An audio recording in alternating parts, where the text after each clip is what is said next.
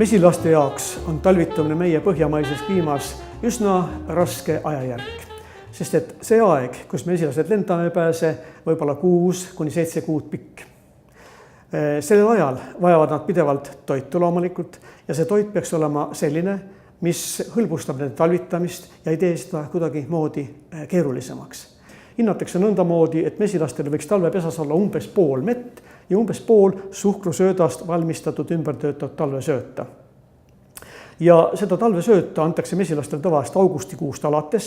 See on see aeg, kus juba väliskorje enam-vähem lõpeb, kus kasvatakse noori talvemesilasi ja siis see sööt pakendatakse, töötatakse mesilaste poolt ümber. Mesilased lõhuvad selle valge suhkru ehk roosuhkru, kristallid või molekulid, mis on suured pikad, lõhuvad tükkideks. Seal tekib fruktoos, glükoos valdavalt, mis on talvel mesilaste jaoks hästi tarvitatav, kasutatav, omastatav. Saharoosi otse talvel süües nad kuluksid kiiresti, nad ei kestaks kevadeni. See on see probleem. Kui selline mesi meie asenda, ütleme, ehk talvesööt pakendatakse kohta, kust hauekoorus ja kuhu just ka talvekobar jääb paika sügisel talveks valmistudes, siis see sööt, kui mesilaskobarast seda tarvitakse, ei täida mesilaste seedekulglat jääkidega nii kiiresti, kui mesi täidaks. Ja nõndamoodi saavad nad kogu sügistalve kuni kusagil talve keskpaigani üsna rahulikult talvituda, nende soolestik on tühi.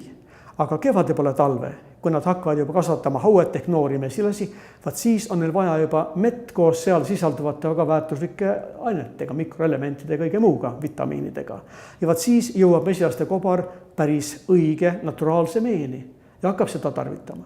Nii et siit siis mõtteviis, et umbes pool talvesöödast võiks olla suhkrulahusest ümber töötatud talvesööt, mida mesilased talvitavad, ütleme, sügistalvel ja talve esimeses pooles ja teine pool on siis päris mesi.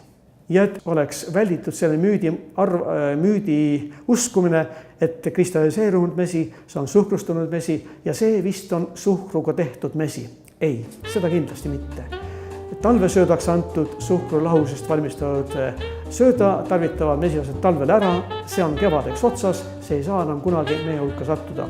Ja mesi, mida meie mesilased ja mesinikud toodavad, on kõige puhtam loodusest pärinev naturaalne mesi.